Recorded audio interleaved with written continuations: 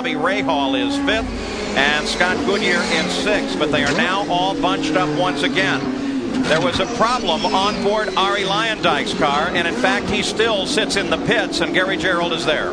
Well, unusual situation. After he made his early pit stop, filled up with fuel, he went out on the course. The fuel alarm sounded, and the engine just totally shut down. They think it's an electronic gremlin of some type. Also need to update the Nigel Mansell situation. He's been complaining that he is losing boost. He's been saddled back there between 9th and 12th. He's had handling problems. He's also had a problem with the shift linkage going from 2nd to 3rd gear. This has not been a good day thus far for Mansell. Let's go to Jack.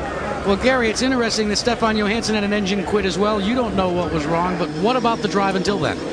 I was running real good. I was just really pacing, taking it really easy, running on the minimum fuel, short shifting everywhere, just trying to stay in touch, to monitor what the other guys were doing on the, on their pit stops, and it was running good. The car was perfect. I wanted to attack in the last 2 stints.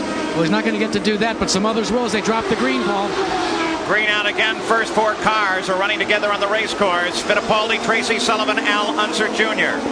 Then a break. That's Gauchot in the car normally assigned to Lynn St. James. Gauchot in the car this week, his first IndyCar race.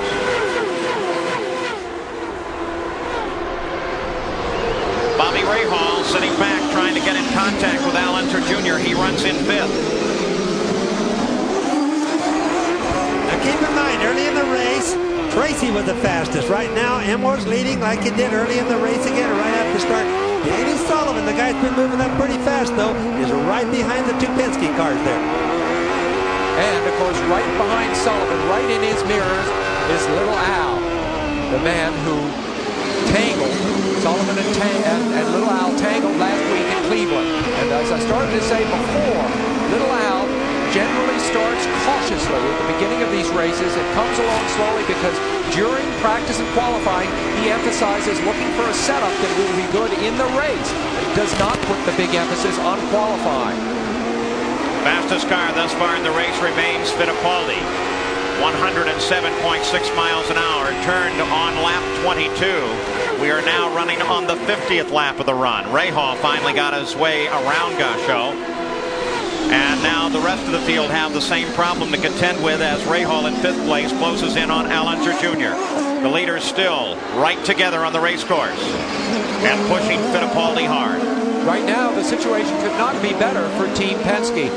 Emerson Fittipaldi in the lead, piling up points, and of course, Mansell mired back in the 9th and 10th positions and in trouble. And also keep in mind, Sam and Paul, that the tires are more than halfway through this segment of fuel run before they make another pit stop, which should come around lap 77. Hard to tell for sure because of the yellows. But the tires are definitely getting worn a little bit right now. The battle for 6th place. The number 2 Mackenzie car is Scott Goodyear, who was in 6th, but surprisingly peels off and heads into the pits, giving 6th away to Robbie Gordon in his battle with Raoul Boisel. Jack Arute. Well, this was definitely an unscheduled pit stop because I just spoke to Derek Walker, the team owner, and he said the problem that they were having is the car operated better on full tanks than on low tanks, so they were going to try to keep the car as full as possible. He did not want to bring the car in now, but he was going to bring it early and out of sequence. So at 10.9 seconds. Jack, a bitter disappointment for this team to drop out of contention because they had the fastest warm-up lap this morning, getting headlines really for the first time since their pole position back in Phoenix. They've had a real rocky year. The sponsor apparently going away. Scott Goodyear's future a little bit in question at the moment. Well, Sam, they still have McKenzie on for this year, and that'll go to the end of the year, but for sure McKenzie told them they won't be on with them next year. But right now, they normally have a good car. It's a 93 Lola with Ford power. That's about as good as you can get, but you're right. They certainly haven't had the car working really good this year. And you know, Bobby, Scott Goodyear's Lola, like other Lolas in this series, have proven very, very tough to set up just right. I talked to Kevin Cogan this morning, and he spoke of how delicate it is to get one of these cars set up. And the reason was Mansell has a Lola, and I think the reason that the Penske cars are coming on mid-season is that they are good from track to track. It doesn't matter where they go, they come off the trailer fast. And as Roger himself pointed out, that's what leads you to a championship.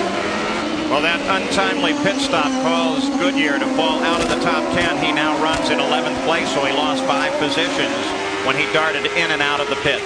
Yeah, and as you said, Paul, it's an untimely pit stop, so the folks follow the race, they want to remember, he's stopping at odd laps. He's out of sequence with the other guys, which may mean he has to make an extra stop. Back at the front, the fight continues. The three-way battle between Fittipaldi, Tracy, and Sullivan, with Al Unser Jr. running in 4th place. Fittipaldi. Well, look at the brakes light up on those Fittipaldi brakes. He won here in 1987, but not since then. You know, the thing about the Lolas, there's the two Penske's, the red and white was out in front with a Lola, Danny Sullivan right behind a new Lola. And the thing about the Lolas, as Sam was starting to mention, they don't seem to be handled good at every track.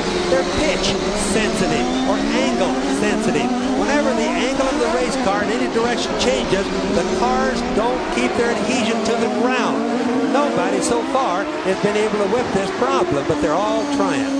That's at the same time, though, Bobby Unser, that the Penske cars are really getting the power down well here in the midseason. In fact, so well that a lot of people are muttering the word traction control on the Penske car, and muttering it so loud that the officials a week ago asked them to disconnect some of their wheel sensors and do the same thing again this weekend. Yeah, but Penske doesn't cheat. Number one, what you mean by power down, so everybody knows, is just more traction. The rear wheel's not spinning as much. And what Penske used to have was a traction control device which cut out a cylinder or two whenever the wheels started to spin, and they don't allow that anymore. You got a glimpse there of the back end of Nigel Mansell's car with some sort of vapor or smoke showing at the back of the car, and he is definitely off the pace.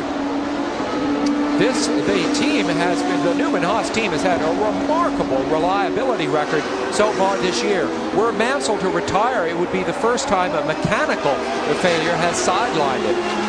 Well, this guy is normally so fast, I think everybody has to wonder why is he running so slow, and especially on a road circuit where he is one of the masters of all time. Hey, Bobby, the way things stand right this minute with Nigel in trouble, Emerson Fittipaldi tentatively leads the PPG IndyCar Championship with 108 points to Mansell's 107. That's if the race ended right this minute. The real question I have, though, is this problem appeared several turns before the pit entrance, and Nigel drove right on past the pit entrance and stayed out on the racetrack.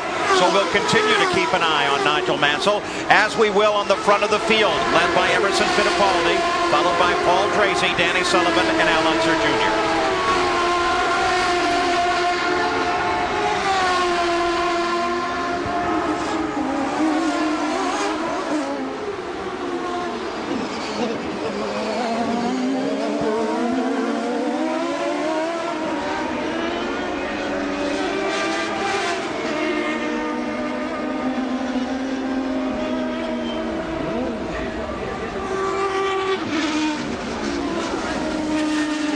Into the pits, red number 5, Nigel Mansell, and Gary Gerould is there.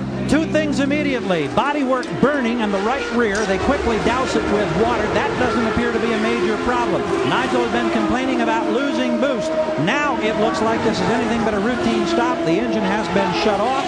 They're going to take some of the rear bodywork off. And boy, that championship points lead, major jeopardy right now. Mansell indicating he doesn't know just what the situation is and what he's going to do. We'll wait with the crew and find out. Well, most likely, Gary, what they're going to find is they've got a leak in the exhaust system. The panel burning, whatever's burning back there, is definitely causing some sort of a problem. And so that's going to be the root of where the problem's coming from. Could be an exhaust pipe broken. If he stays in the pits, he could finish no better than 20th place as we look at the interval leaderboard. Mansell's worst finish this season, if you discount the fact that he didn't race at Phoenix at all, was 15th in Detroit when he crashed late in the day. So this could have a definite impact on the season battle for the PPG Cup. That broken exhaust possibility that I told you about, Paul, can also account for the lack of boost that he has, because the driver really wouldn't know the difference. All he would do is look at the numbers, and if they're not high enough, he calls in and says, I don't have enough boost. Just past the halfway point now as Nigel Mansell climbs out of the car, apparently out of this run here in Toronto. Let's get a further